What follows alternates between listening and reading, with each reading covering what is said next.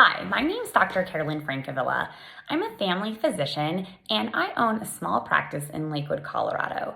And today I wanted to make a video because there is a very concerning bill in Colorado, House Bill 1232. And as I'm listening to our state Senate discuss it, I realized that most people, including them, don't seem to have a good understanding of how insurance works. So let me walk down how your doctor gets paid. So most of us have what we call fee-for-service practice models, which means we only charge something when we actually see you. This is a very complicated way to get paid because after we see you, we have to create something called a super bill. We can think of that as a fancy receipt. And then we submit that to your insurance company.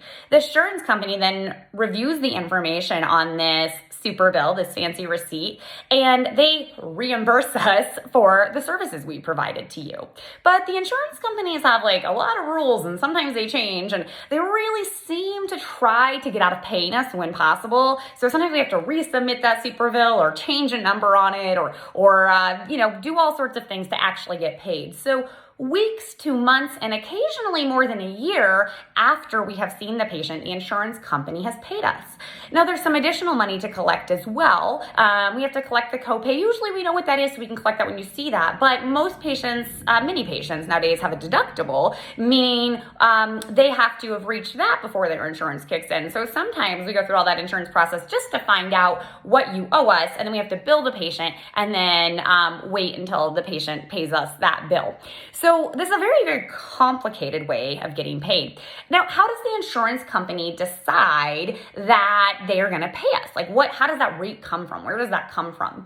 It's negotiated. And I put negotiated in quotes because there's not a ton of room for negotiating, especially for someone like me, a really small practice with 3 doctors in it. Insurance really doesn't care a whole ton about whether or not I take their plan. So they essentially offer me a rate. It's usually kind of based on Medicare numbers, so that's set by the government. And I kind of am left to, take it or leave it if I want to take that plan.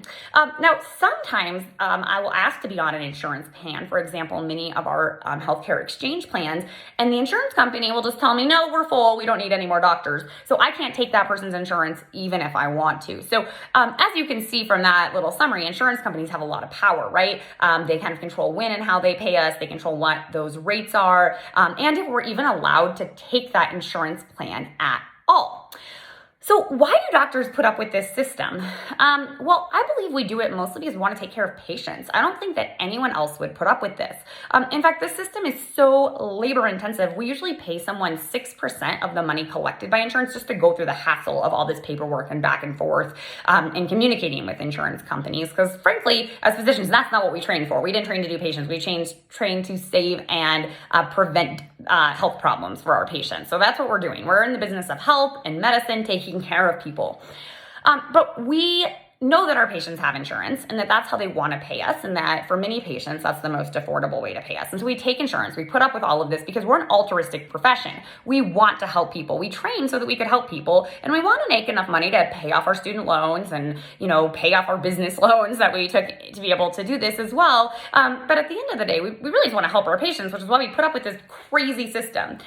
Now, some people have figured out the system doesn't make sense. Some doctors have decided that they are going to start direct payment models where they cut out the insurance middleman, charge a set rate to patients, and a lot of patients have decided that that may be a good fit as well because they know what they're going to pay, and maybe now they can pay for an insurance plan that's truly insurance. It's for something when really bad happens. It's a catastrophic plan, and then they have a set rate they pay a physician to see for basic needs. Some doctors have decided, all these super bills, these fancy receipts are not worth it. I just want to take care of patients. I'm going to set a nice rate. And if patients want to pay that and not use insurance, or they don't have insurance, then they'll do that. And there's all sorts of other innovative ways that patients and physicians are deciding might work better than insurance. Okay, so why did I want to go through all of that?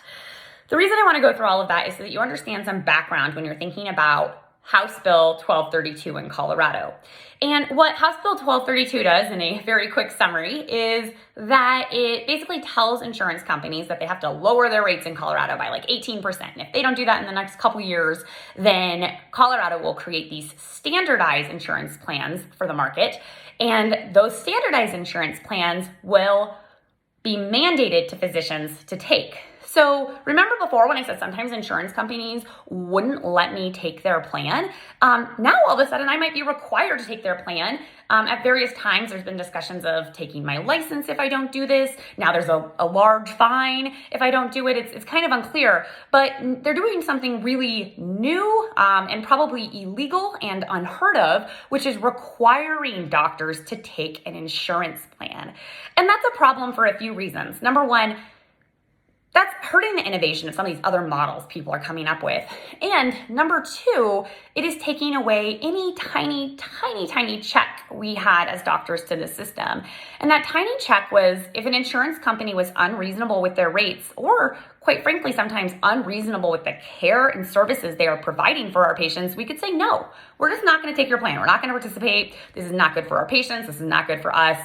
We're out. And it's taking that away from us.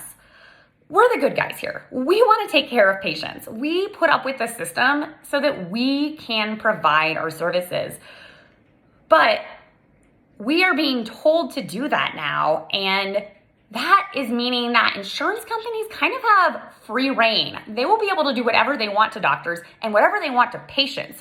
You know, if you've ever had difficulty getting a medication because of a prior authorization, or you've ever had difficulty getting the MRI or CT scan that you need because you needed a prior authorization, or you needed to have other test beforehand, or some other procedure that your insurance put as a barrier, those things are just going to get worse when your insurance has to cut costs and is required to do that, okay? And so we as physicians, we're part of what held insurance companies accountable. We could put our foot down and we could say, this isn't acceptable. You can't do this.